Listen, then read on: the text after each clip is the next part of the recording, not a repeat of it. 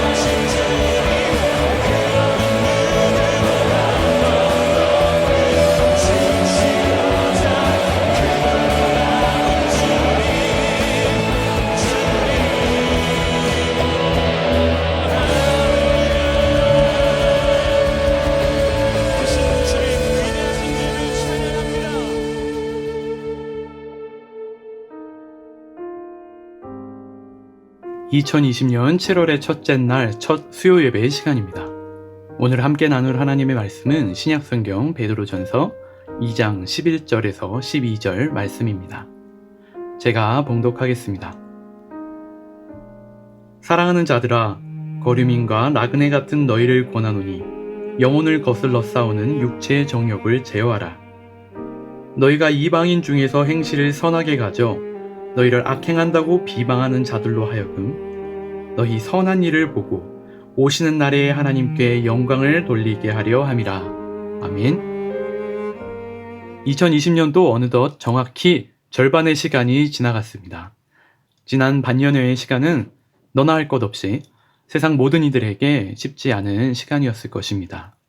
수많은 변화들, 그것도 급격한 변화들이 있었고, 그로 인해 많은 이들이 어려움을 겪었으며 또 많은 사람들이 소중한 생명을 잃기도 했습니다. 반면 코로나로 인해 세상은 급박하게 앞으로만 향해 다름박질하던 발걸음을 잠시 멈추어 서야만 했습니다. 남보다 더 빨리, 더 먼저 나아가려던 노력은 이제 속도보다는 방향을 되묻는 시도로 바뀌어가고 있습니다. 지난 상반기의 시간, 교회 안에서도 많은 변화를 경험하고 있죠. 신앙의 뉴 노멀을 찾아가는 과정에 있어 개인의 믿음과 신앙, 공동체의 의미와 예배의 본질에 대해 생각하고 묻는 이들이 늘고 있습니다. 공통적으로 우리는 이후의 삶에 대해 모두 궁금해하고 있습니다. 그리고 한편 걱정하고 있습니다. 우리는 어디로 가야 합니까? 우리는 이제 어떻게 살아야 합니까? 오늘부터 7월 9일까지 열흘이 조금 안 되는 시간 동안 우리는 매일 성경의 순서에 따라 베드로전서를 묵상하게 됩니다.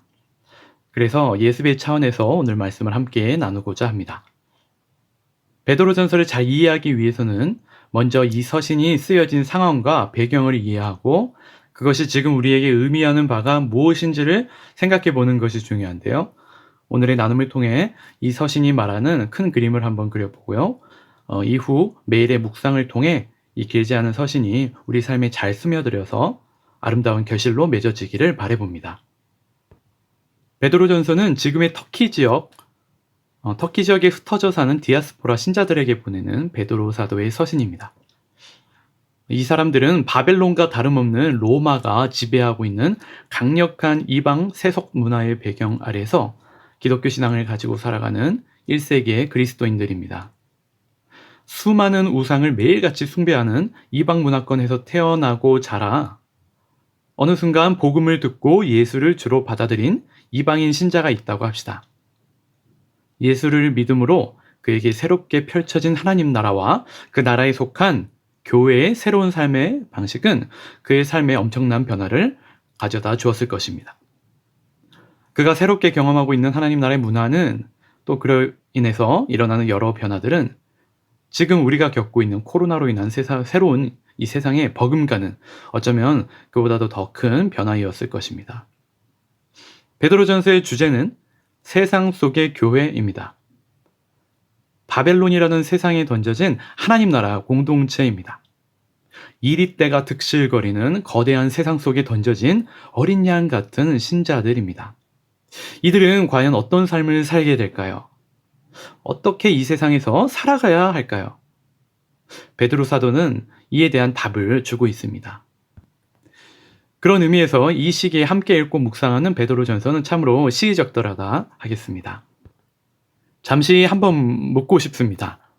이미 오랜 시간 공동체로 모이는 시간들이 많이 적어진 지금 개인의 경건 생활을 잘 유지하고 계시는가요? 혹시 선점 효과라는 말을 알고 계십니까? 아직 소유자가 없는 물건이나 지역에 그 지역을 다른 사람보다 먼저 점유함으로써 얻게 되는 효과를 말하는 말입니다. 칼빈과 존 웨슬리 등 경건의 훈련에 힘썼던 많은 이전 신앙의 선배들은 공통적으로 그들의 저서에서 신앙의 선점 효과를 말합니다. 다시 말해 하루의 시작에 있어 우리의 첫 생각이, 우리의 첫 시선이 다른 어떤 것이 아닌 하나님과 하나님의 말씀이기를 원했고, 그렇게 할 때 그 하루가 온전히 하나님께 드려진다 여겼던 것이죠. 최근 잠자리에서 일어나 가장 먼저 한 일인 무엇인가요? 스마트폰과 세상의 여러 뉴스들이 내 마음을 먼저 선점하지는 않았습니까? 세상 속에서 살아가는 교회를 향한 베드로 사도의 여러 조언 중 하나는 2장 13절 그러므로 너희 마음의 허리를 동이라입니다. 성경에서는 종종 전쟁을 나서기 전 허리를 동여매는 동작을 취합니다. 세상 속을 살아가는 교회는 세상에서 영적인 전투를 치러야 합니다. 그런 우리에게 필요한 첫걸음은 다름 아닌 마음의 허리를 동이는 것입니다. 다시 말하면 우리의 마음, 우리의 생각을 다스리고 추스려서 전쟁할 자세를 취하는 것입니다.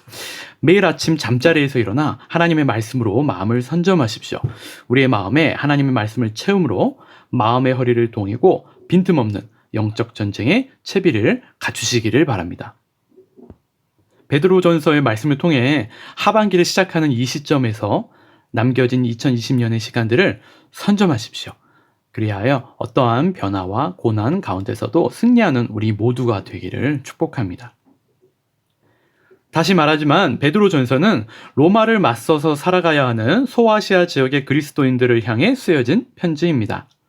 이들은 거대한 로마라는 대적 앞에서 마치 막 출애굽을 한 이스라엘 백성이 홍해를 맞닥뜨렸을 때 느꼈을 그 두려움, 적막한 광야에 떨어져 느꼈을 그 막막함을 느꼈을 것이 분명합니다. 그렇다면 마치 지금 우리가 그렇듯이 두려움과 막막함 가운데 놓인 이들이 어떤 마음으로 허리를 동여매야 할까요? 어떤 생각으로 마음을 선점해야 할까요? 첫째, 현재의 고난을 바르게 이해해야 합니다. 현재의 고난을 바르게 이해해야 합니다. 오늘 본문 말씀을 다시 읽겠습니다. 사랑하는 자들아, 거류민과 나그네 같은 너희를 고나노니 영혼을 거슬러 싸우는 육체의 정욕을 제어하라. 너희가 이방인 중에서 행실을 선하게 가져 너희를 악행한다고 비방하는 자들로 하여 너희 선한 일을 보고 오시는 날에 하나님께 영광을 돌리게 하려 함이라. 베드로는 사랑하는 자들아 하고 부르며 부드럽게 그러나 강력하게 육체 정욕을 제어하여 이방인에게 선한 행실을 보이라고 애정어린 권면을 하고 있습니다. 복음을 받아들여 천지를 창조하신 유일신 하나님을 모셨건만 막상 그리스도인들이 맞닥뜨린 현실은 물질적 복과 건강, 명예가 아니고 고난이었습니다. 영적인 신분은 왕같은 제사장, 거룩한 나라, 하나님의 자녀된 백성이었지만 현실에서 그들은 이방인 왕과 주인을 둔 종이었고 노예였습니다. 이유 없이 핍박받고 애매한 고난을 받을 때가 많고 사람들의 무시와 멸시를 받았습니다. 고난은 베드로전서의 중심 주제 중 하나입니다. 우리는 살면서 이해할 수 없는 고난에 맞닥뜨릴 때 적지 않게 당황하게 됩니다. 내 인생에 예고 없이 찾아온 고난을 우리는 어떻게 이해해야 할까요? 이에 대해 베드로 사도는 놀라운 가르침을 줍니다. 2장 21절입니다. 이를 위하여 너희가 부르심을 받았으니 그리스도도 너희를 위하여 고난을 받으사 너희에게 본을 끼쳐 그 자취를 따라오게 하려 하셨느니라.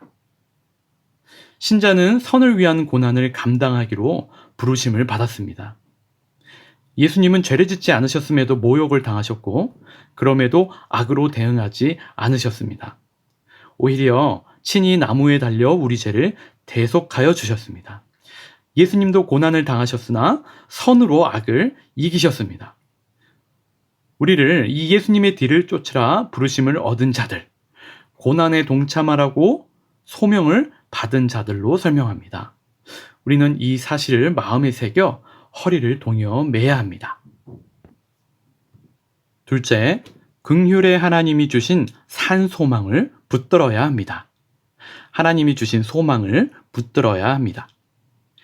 현실을 바라볼 땐 현재의 고난은 우리의 마음에 절망과 고통을 주기에 충분하지만 우리는 과거에 이미 우리가 받은 소망을 붙잡음으로 이 고난을 능히 이겨낼 수 있습니다.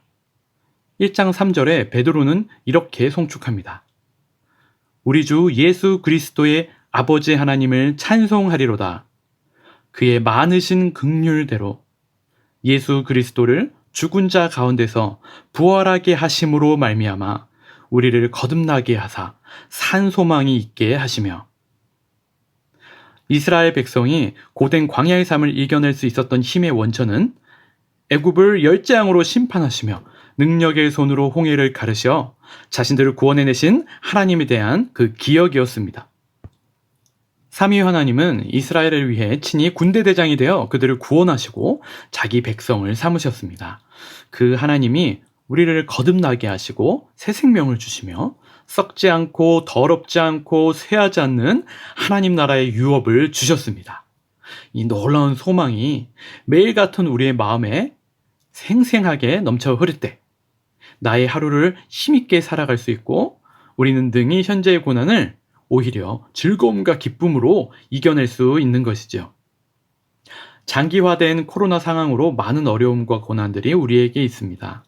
경제적인 어려움과 관계의 아픔들, 질병과 가슴 아픈 헤어짐들, 이런 것들이 우리에게 있으나 우리의 마음에 이렇게 절망으로 어두워질 때마다 우리를 향한 하나님의 긍휼이 있음을 기억하십시오.